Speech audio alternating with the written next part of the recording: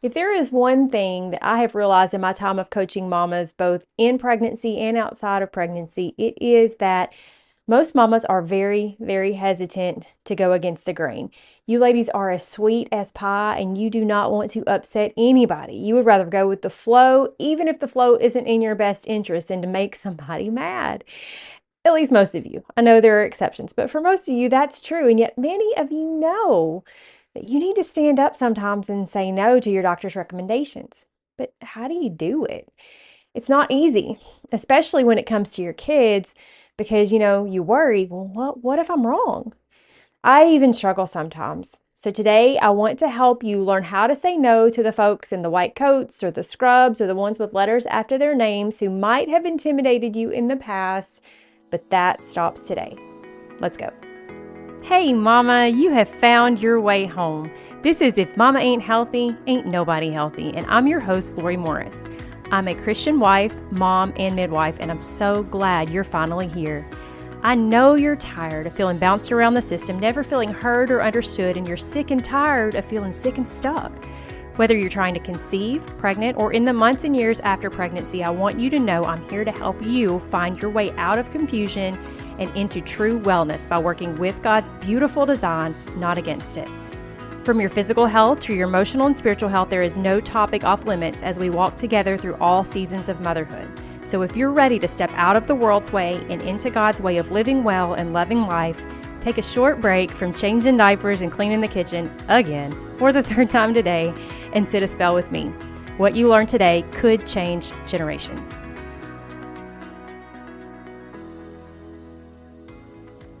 It's review time. Today's review comes from Riley D. Back in May. It says, best faith-based podcast on all things concerning birth, conception, and miscarriage. This podcast has been a true blessing. Lori has given me so much information that has helped me in this season of life. I am truly thankful that she shared her personal story of miscarriage, which I also went through myself just a month after hers. I am stumbling all over my words today. Hearing her story helped me to process my own grief. I'm reminded often after listening to this podcast to put my trust first in the one who created me and my body and my future baby. Thank you so much, Riley D, for that. And y'all, I've had more comments and more encouragement after that episode about miscarriage than I think I have any other episode. And I just appreciate that so much because obviously that one wasn't an easy one to record. Interestingly, I did have one negative review on the podcast on Apple Podcasts come up with someone saying that I was too medicalized in my approach and that they hoped that other people didn't think that was the only options. And if that was you, if you're listening who left that, I'll just say I actually did another podcast specifically saying you don't have to do any of these things. And I thought I explained it, maybe I didn't, that there were reasons why I decided to go the route that I did based on the symptoms that I was having. So I just want to throw that out there. And I want to thank you all who have encouraged me because, again, it was a very hard time to go through. And I didn't have to record it. I partially didn't want to, but I'm really glad that I did because I see that it has helped so many of you. So thank you for that encouragement. Thank you, Riley D. And to the rest of you who have not taken a minute to leave me a quick 5-star written review over on Apple Podcasts, I sure would appreciate it. And if you are one of the people who might not think that this podcast is the best for you, maybe you don't agree with it, instead of being the kind of person that will blast somebody on a review but never actually talk to the person, why don't you email me? I'm very approachable and I would sure rather talk to you directly than to find out in a forum that I have no way to respond to you and have a conversation with you like I did about that one and some other ones as well. It's just not necessary. I'm a normal, real person. We all have different perspectives, and I would love to have the opportunity to address the concerns rather than just see them in a form, because I don't know if you know this, on Apple Podcasts, I have no way to respond. So with that being said, we're going to leave that behind and talk about our topic today because I know so many of you really struggle with how to stand up against the perceived authority of medical professionals. Our world, though, is currently in a state of deep unhealthiness to our core. And why is that? Well, because we farmed out our medical decisions and our health choices and our nutrition to people who aren't really in it for our good. We have sacrificed our health on the altar of convenience and ease, and we've abdicated our responsibility of honoring our God-created bodies by feeding ourselves essentially non-foods. Referring back to the last point, farming out, like we're letting other people give us what they call food in packages. It's not really food, and it doesn't nourish our bodies. It doesn't give our bodies the nutrition we need, and then we get sick and we run off to the doctors who also don't understand God's design. And rather, they've been trained in basically how to pick the best pill to give you, and then which pill to give you to fix the side effects of the first pill, and then which pill to give you to fix the side effects of the second one because of the first one, and so on and so forth. You get my drift. Many of us have put doctors on the same level with God, and we simply will not question them. And we certainly won't fire them. Even when we see all the signs that they are not acting in our best interest. Yeah, they believe they are, by the way. And let me just throw that in there. They think they're acting in your best interest, but they're not, because they don't understand your goals the same way you do. They don't understand, most of them fundamentally even, that there is a creator who made our bodies to work a certain way. They put more faith in their pills and in their system than they do in the God who made our bodies. And I'll say again, I don't believe that doctors or any health professionals go into their lines of work to become what our system has become. I don't think they did that on purpose, but the system, whether they realize it or not, is set up to lead them there before they even realize what happened. It is set up to have them so indoctrinated into it and so deep into it that they really don't have a way out by the time they might realize what they're into. And because of that, you have to take responsibility for listening to your body and for learning about how it works.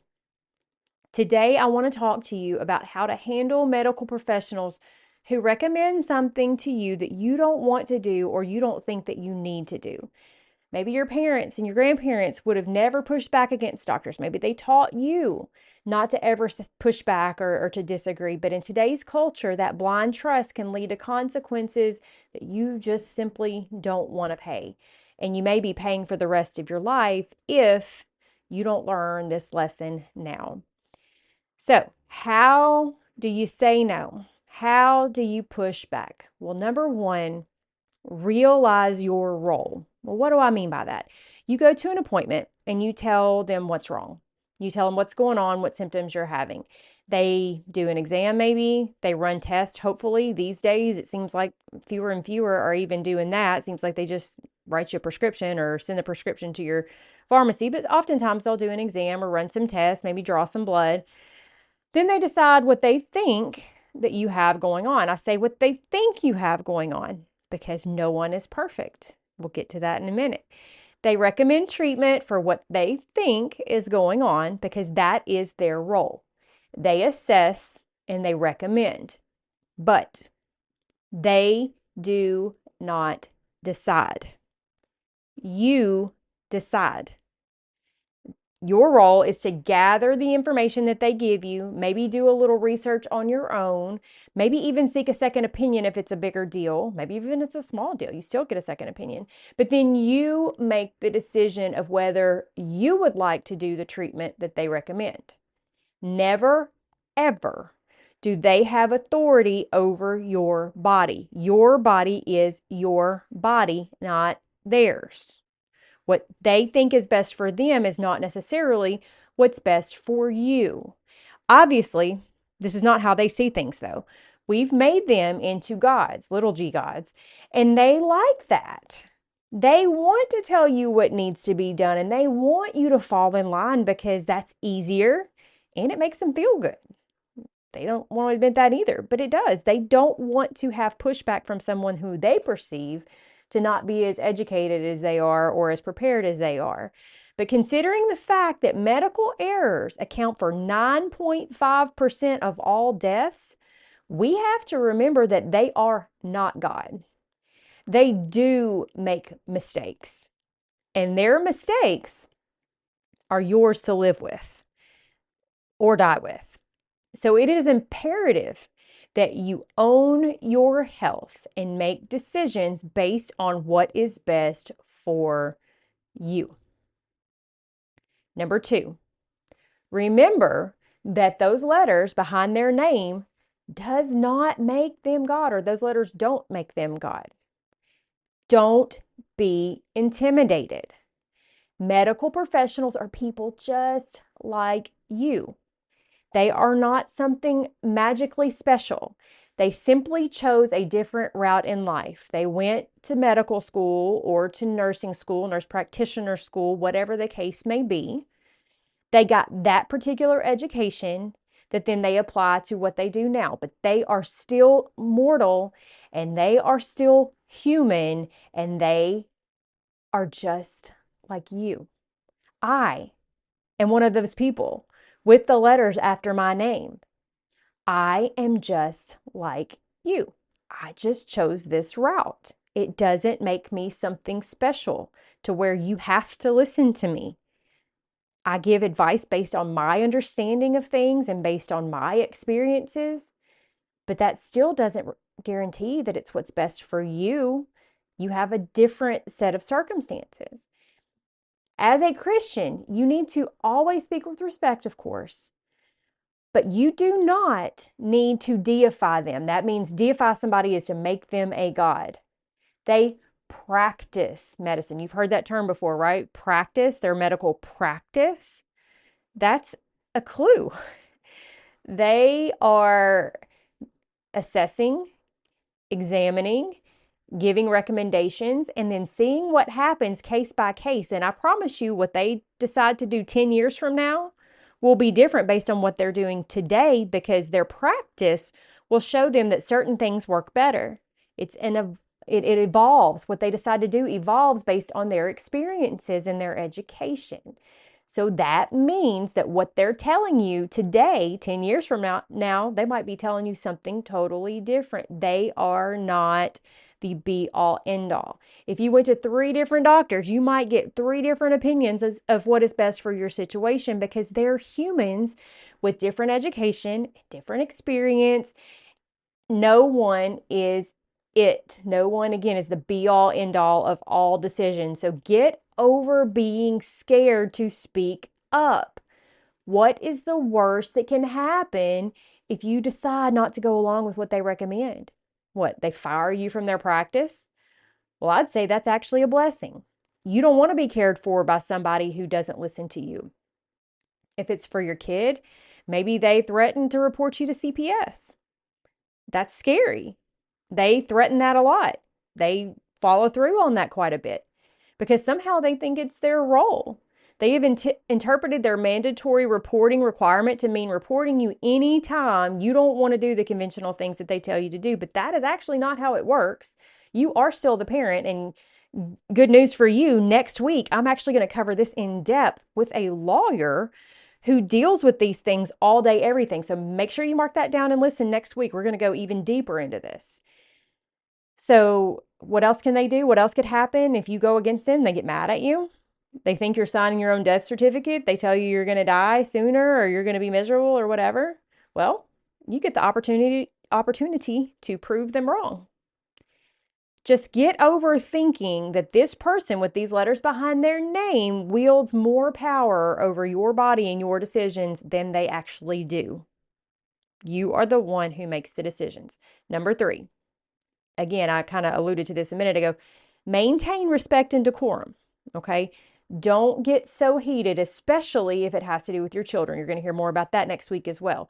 If you don't agree with what they're telling you, say that you appreciate their opinion, but you want to look into it a little bit more.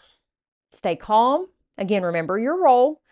Don't let them make you lose your cool ever. You are actually in control, believe it or not. Remember that. You're the decider. They're not in control. It feels that way. It feels like they're on some kind of pedestal, but that's actually not the case. You are the one who has the power to either do what they recommend or not do what they recommend. So do not let them make you lose your cool.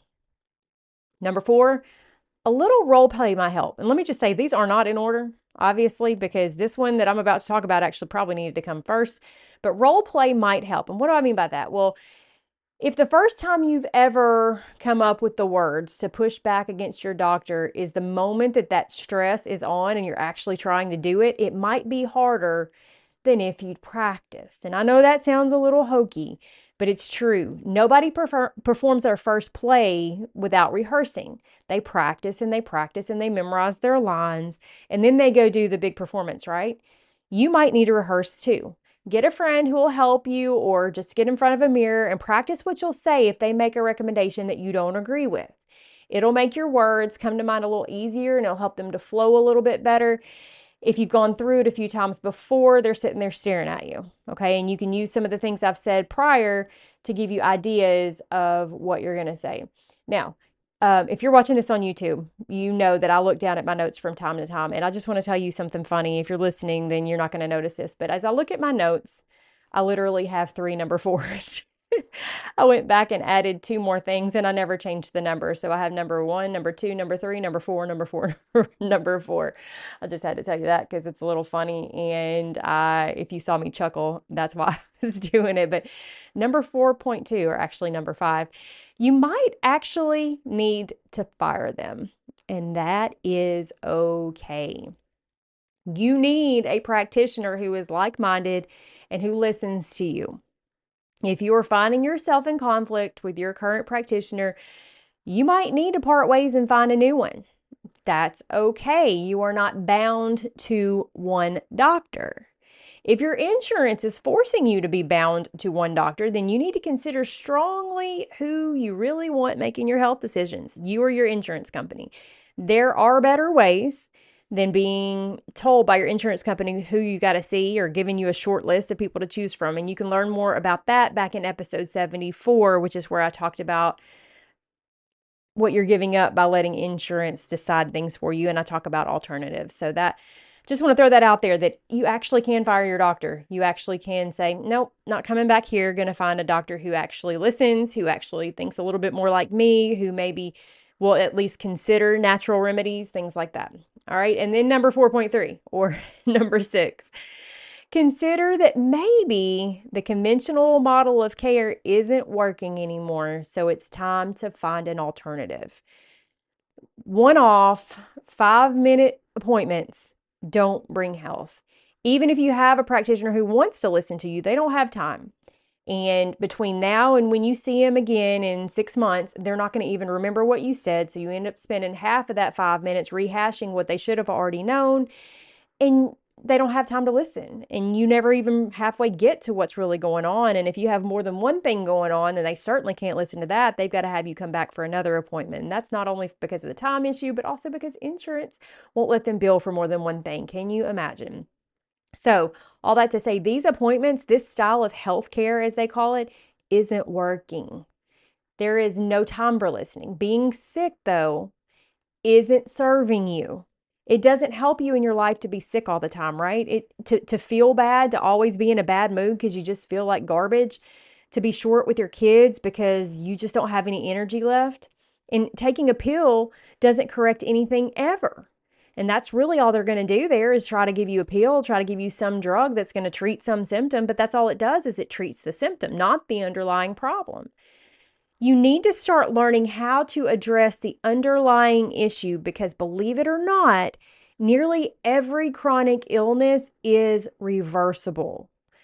It is tied in one way or another to metabolic dysfunction, inflammation, and oxidative stress. It just fleshes out a little bit different in different people. So some people, it might show up in having inflammatory bowel syndrome. In other people, it shows up as the weight you just can't lose. In other people, it shows up as feeling like garbage every day. In other people, it shows up as headaches or other aches and pains. There's just so many ways that it shows up, and these are only a few examples. And I know it's hard to believe, but they all have similar roots. Nearly all of us, more than 90% of Americans, have metabolic dysfunction. So that's essentially everybody. And whether we know it or not, whether we realize that or not, when we finally address it, these sicknesses and these situations that drive you and your kids into the doctor's office all the time, that present the need to even have these disagreements to start with the doctors, will go away because you won't get sick nearly as much. If you want to be truly well in this culture, you've got to do some very counter-cultural things. You've got to invest in yourself in a way that insurance laughs at. And maybe your friends will laugh at it too. Maybe your family will laugh at it too. But your friends and your family also feel like garbage. And they have a laundry list of all the drugs they're taking, all the prescriptions they have to prove how not healthy they are. But when you want true wellness, you've got to do things different, because if nothing changes, nothing changes. And if you're really serious about it, that might mean having somebody like me working with you one-on-one, digging in deep and doing the work to get your body back where God intended it to be to start with. He didn't intend us to all be sick and tired all the time. We can't do His work when we're all worn out. When you learn natural remedies, you can address the occasional sicknesses that come along, and you can do it quickly and easily and usually on your own without the help of anybody with these letters behind their name. You really usually don't need them. In a way, you can treat it in a way that supports your God-given immune system, rather than just throwing a toxic pill into your body to create more problems maybe than it even helps. You can give your body things that actually makes it better. You can learn how to do these things. I'll give you a quick example. And I thought about not saying this, but I just want you to know that I do this too. My son, a couple weeks ago, my kids almost never get sick. There's a lot of reasons for that, but they very rarely get sick. But the other day, maybe a couple weeks ago, my son, who's 11, popped at like 103.5 fever out of nowhere. It was odd, and felt just kind of, his throat hurt a little bit, but nothing overwhelming. But he had a little pain behind his lung, and so especially when he took deep breaths. So I thought, well, maybe he's got a little pneumonia. And I've been doing some studying about herbal remedies. And so I got out my books for that, and I looked, and one of the herbal remedies that it recommends is one that I happen to have gathered a whole lot of, and I have it growing wild on my property. So I went and got some, and I made him a tea out of it. And wouldn't you know it, his fever was gone within an hour. And that evening, when it kind of started to come back a little bit, I gave him a little bit more. And he never had a fever again. And he woke up the next day feeling essentially back to normal. And at maybe 36 hours, he was back to normal. Because I gave him something that supported his body and helped his body to fix the problem, because your body will heal itself, rather than giving it, again, toxic medications. Now, there is a place for medications. I'm not saying there's not. There is a place for that. But it is at the end of the line, not the beginning. There's so many things we can learn how to do to take care of our bodies so that we don't have to run off into this system that we have established well is not the best. And all you got to do is look at the statistics about our wellness in this country to see very clearly that it's just not that great. All this money we spend on healthcare doesn't really do us that much good. So when you learn these natural remedies, you can help support your God-given immune system. And when you have an advocate who knows your situation inside and out, because they're meeting with you regularly, they remember what you said because it was just a week or two ago. They've been talking to you ongoing in between. That coach can help you into that health. You are empowered to finally own your health. You can learn at a cellular level what's going on inside of your body, not from a textbook, but the textbook is your body, learning how your body works. And you can start making changes that actually move the needle so you can finally be well. And if you're ready for that kind of change, for that investment, for that commitment, for what it takes to learn how your body works and to learn how to work with it and not against it, I want you to know that that's actually what I do now. Is I work one-on-one with mamas just like you who are struggling with some of the very same things that you're struggling with, and I help them to get that health back, to get that wellness back that God intended them to have from the beginning. I only take a limited number of clients, and part of the reason for that is I don't want to be a part of the system anymore that doesn't work.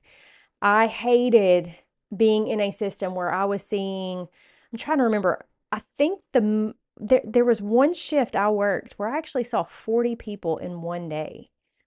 That's insane. There's no way to give good care in a situation like that. And that is not, I don't want to be in a system that is simply just kicking the can down the road.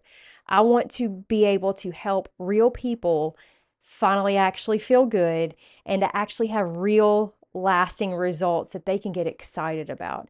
And so I work one-on-one with mamas like you to help them accomplish those type of goals. But I don't take a whole lot of clients because I want to be able to focus and give you the time that you deserve. And so if you are interested in being one of those people that I work with, if you would like to learn, or even if you just like to learn more, you can message me over on Instagram. It's at Lori_Morris_CNM, like certified nurse midwife, CNM. Or you can email me at Lori@morriswellnessservices.com. And I'll get back with you and talk to you about, kind of like what that looks like and how it all works so we can see if this program is a good fit for you. I wish that it wasn't so hard for you to be able to be well. I wish that you didn't have to say no to professionals who are supposed to have your best interest at heart. But whether they know it or not, they are working for an industry that owns them. So if you do find yourself in a position that you disagree with your practitioner, or maybe even you walk away from that relationship and you find a new practitioner who is like-minded, if you find yourself standing there knowing that you're going to have to make these types of decisions, I want you to know you can do it. No, you know what? You must do it. You must do that, because the shoulda, coulda, woulda game is a very, very sad game to play when it comes to your health. When you look back and think, if only I had listened to my gut and said no, I wouldn't be in these shoes. It's a sad and hard place to be in, and I don't want you to ever be there. I hope this has helped you a lot. I hope you've learned something, and if it has, please share it with a friend. And I'll see you back here next week. And remember, next week is going to be a very, very special interview to back up what I've said here, but from a legal perspective with a lawyer who deals with these kind of things every day. So make sure you set your clocks for next week, and I'll see you right back here. Oh, quick note, if you're one of the people who watches on YouTube, unfortunately, next week's episode will not be able to be on YouTube because we talked about the dreaded V word that I'm not going to say here because I want this one to be up on YouTube. But we talk about that. We touch on that situation. And so make sure that you've got the podcast app downloaded and that you're following my podcast there so that you'll get the notification on Tuesday morning when the episode goes live, okay? Like I said, most of my episodes do go on YouTube now, but this will be one that won't be able to, okay?